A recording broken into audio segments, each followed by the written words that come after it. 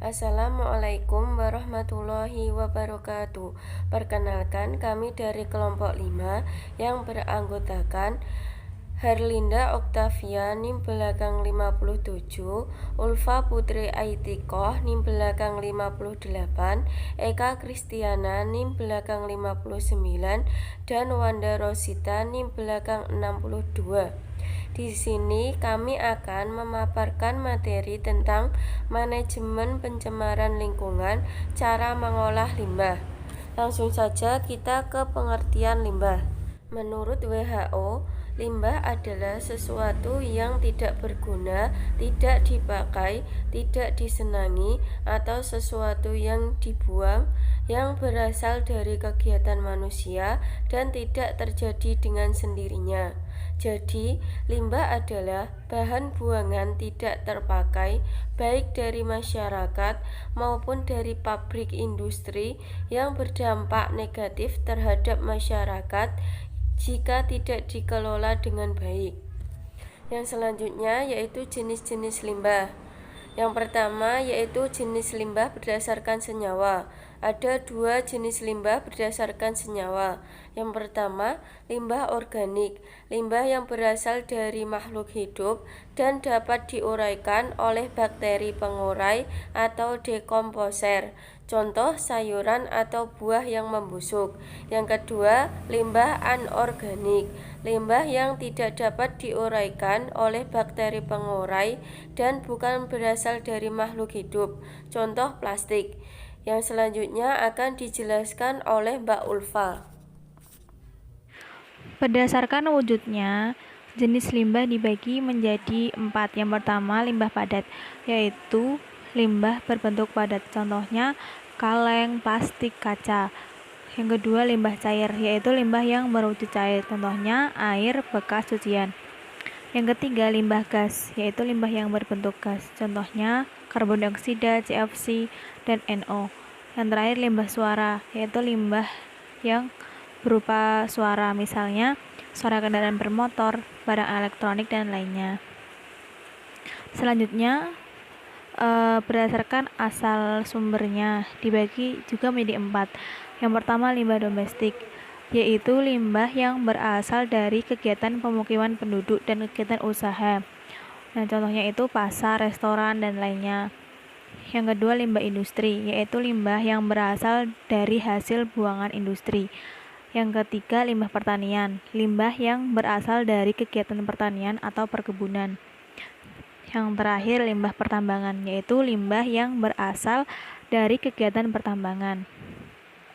Tujuan pengolahan limbah ada 5. Yang pertama, untuk mengurangi pencemaran lingkungan. Kedua, mengurangi dan menghilangkan pengaruh buruk limbah terhadap kesehatan dan lingkungan. Yang ketiga, meningkatkan mutu lingkungan melalui pengelolaan atau pemanfaatan limbah untuk kepentingan hidup manusia dan lingkungan. Yang keempat, supaya tidak menimbulkan kerugian atau masalah pada masyarakat dan mencegah polusi. Yang terakhir, mencegah dan menanggulangi pencemaran atau kerusakan lingkungan hidup yang diakibatkan oleh limbah B3 serta melakukan pemulihan kualitas lingkungan yang sudah tercemar sehingga sesuai dengan fungsinya. Penanganan limbah cair, padat, gas, dan B3. Yang pertama yaitu penanganan pada limbah cair dengan cara pengolahan primer, pengolahan sekunder, pengolahan tersier, disinfeksi, dan pengolahan lumpur. Pengolahan primer memisahkan sampah dari air limbah. Pengolahan sekunder yaitu pengolahan secara biologis dengan melibatkan mikroorganisme yang dapat mengurai bahan organik. Pengolahan tersier, proses tambahan setelah proses pengolahan sekunder. Disinfeksi adalah upaya menghilangkan jumlah mikroorganisme dengan cara fisik maupun kimia. Pengolahan lumpur untuk mengurangi volume lumpur dengan cara memisahkan air dari dalam lumpur sebelum dibuang agar mempermudah masalah pengangkutan. Selanjutnya yaitu penanganan atau pengolahan limbah padat. Ada 4 cara, yaitu penimbunan terbuka, penimbunan tertutup, pembuatan kompos padat dan cair. Yang terakhir yaitu daur ulang. Penimbunan terbuka, sampah ditimbun di lahan terbuka. Penimbunan tertutup ini sama dengan penimbunan terbuka. Yang membedakan yaitu sudah ada sistem sanitasinya. Dan kemudian itu ada insenerasi, pengolahan sampah yang melibatkan pembakaran bahan organik. Selanjutnya yaitu pengolahan atau penanganan limbah gas. Yang pertama, mengontrol emisi gas buang. Yang kedua, menghilangkan materi partikulat dari udara pembuangan dengan filter udara, pengendap siklon, filter basah, pengendap gravitasi, dan pengendap elektrostatik. Filter udara, alat untuk menghilangkan materi partikulat padat sehingga udara yang melewatinya akan tersaring dan keluar sebagai udara bersih. Pengendap siklon, alat untuk mengendapkan materi partikulat yang ikut dalam gas atau udara buangan. Siklon ini menggunakan manfaat gaya sentrifugal. Filter basah, alat ini digunakan untuk membersihkan udara yang kotor dengan cara menyalurkan udara ke dalam filter kemudian menyemprotkan air ke dalamnya. Pengendap gravitasi, alat ini digunakan untuk materi partikulat dengan ukuran besar. Yang terakhir yaitu pengendap elektrostatik, alat yang digunakan untuk membersihkan udara yang kotor dalam jumlah yang relatif besar. Yang terakhir yaitu penanganan limbah B3 dengan metode pengolahan secara kimia, fisika, dan biologi. Metode pembuangan limbah B3 menggunakan sumur injeksi, kolam penyimpanan, dan landfill untuk limbah B3. Metode pengolahan secara kimia, fisika, dan biologi secara umum dilakukan dalam stabilisasi atau solidifikasi. Yang sumur injeksi, limbah B3 dipompakan melalui pipa ke lapisan batuan yang dalam. Kolam penyimpanan, limbah B3 ditampung dalam kolam-kolam yang dilapisi oleh lapisan pelindung yang mencegah perembesan limbah ketika air limbah menguap. Senyawa B3 menguap. Senyawa B3 akan terkonsentrasi dan mengendap ke dasar kolam. Landfill untuk limbah B3. Limbah B3 ditempatkan dalam drum atau tong kemudian dikubur dalam landfill yang didesain khusus untuk mencemari limbah B3. Namun harus dengan pengamanan yang tinggi.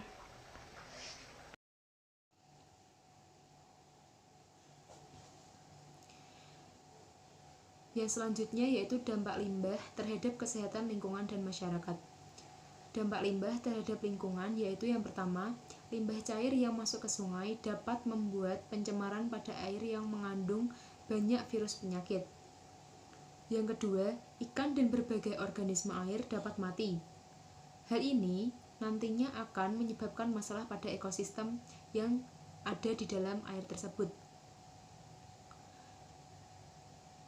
Yang ketiga, yaitu limbah rumah tangga yang dibuang ke sungai, menyebabkan terjadinya banjir jika hujan turun.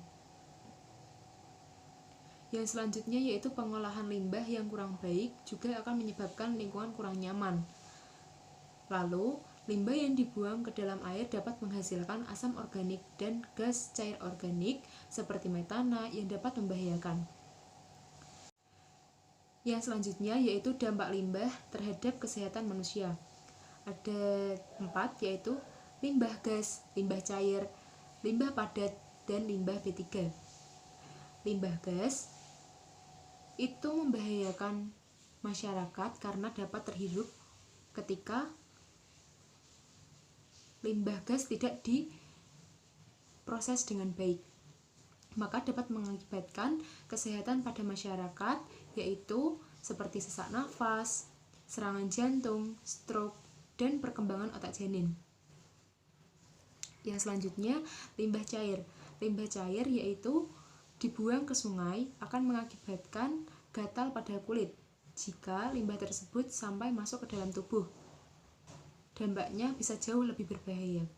Yang selanjutnya, limbah padat yang dapat mengakibatkan gatal-gatal, diare, dan lain-lain. Selanjutnya limbah B3 yang dapat merusak dan mengganggu sistem pernafasan dan pencernaan.